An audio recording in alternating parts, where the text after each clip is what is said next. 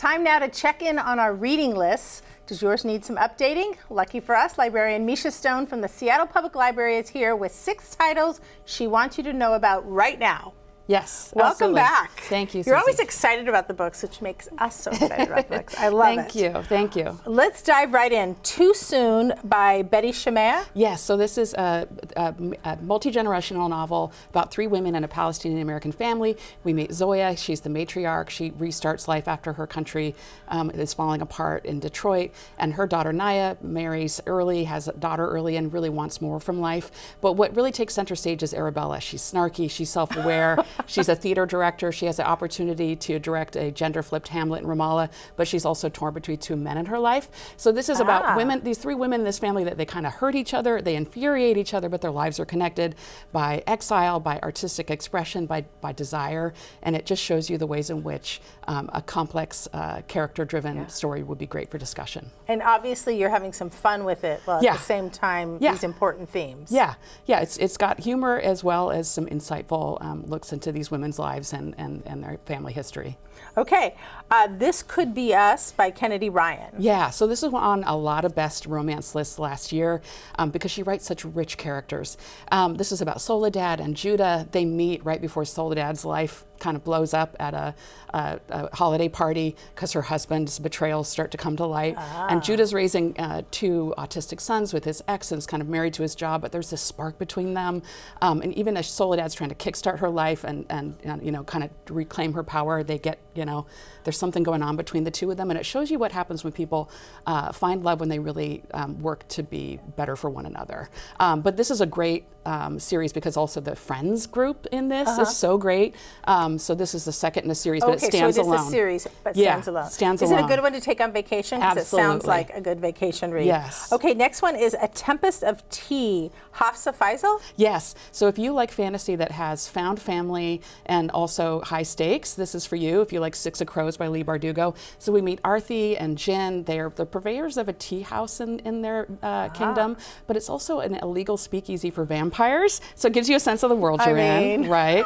Why wouldn't it be? Exactly. And they're orphans, they're scrappy, they're survivors. And when their tea house is threatened, they get involved in this heist in which they have to enter an elite vampire den to get a secret ledger. Things get very, you know, dangerous and interesting. This is just one of those vibrant cast fantasies that will keep you turning pages. You had me at illegal speakeasy for vampires.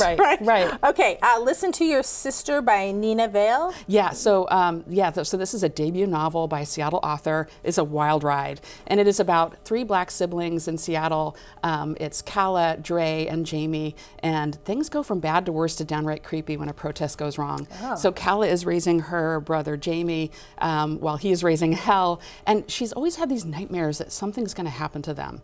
But these nightmares start kind of coming to life. They escape to a cabin in the woods, which may not have been the best idea. It's never the best idea. I know. So this is a horror novel that's also a psychological thriller that really is funny and insightful and looks into issues of race and trauma and also family bonds.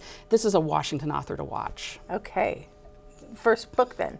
Debut novel, yeah. All right. The Harder I Fight, the More I Love You by Nico Case. Yeah, that's quite a title. It is, right? And so Nico Case is a musician and indie rock darling, but you don't have to love her music or even know it yet to love this memoir. It's about her childhood and early years as a musician in the Pacific Northwest.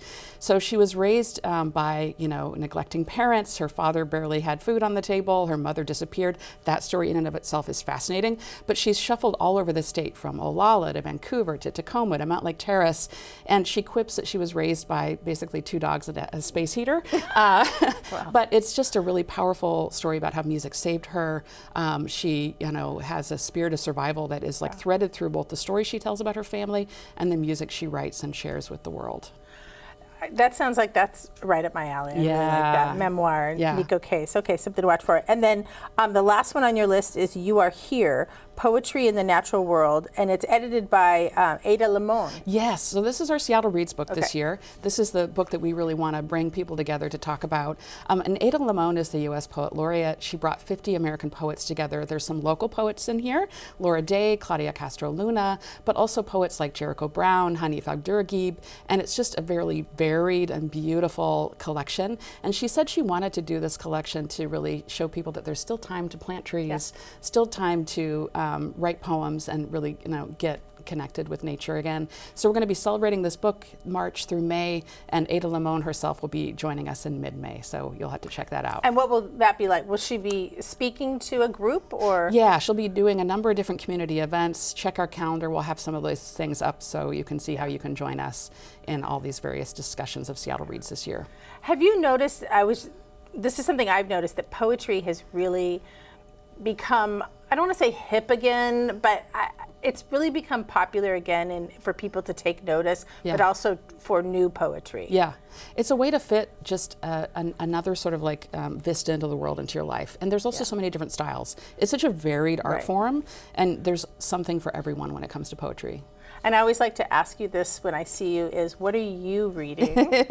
Yeah, always something. I just started, I wanted a cozy fantasy in my life, so I'm reading The Spell Shop by Sarah Beth Durst, which is actually about a librarian. Right. And so it's about a country where the library starts to, like there's actually a political upheaval. She has to leave the library, bring the spell books that she's not supposed to take with her, and goes to a small village where she has to rebuild her life. She also is accompanied by a sentient spider plant. I know. I love that. But how about you? Who wouldn't want to be accompanied? I'm reading Jonathan Haidt's book, but we'll get back to that later. All right.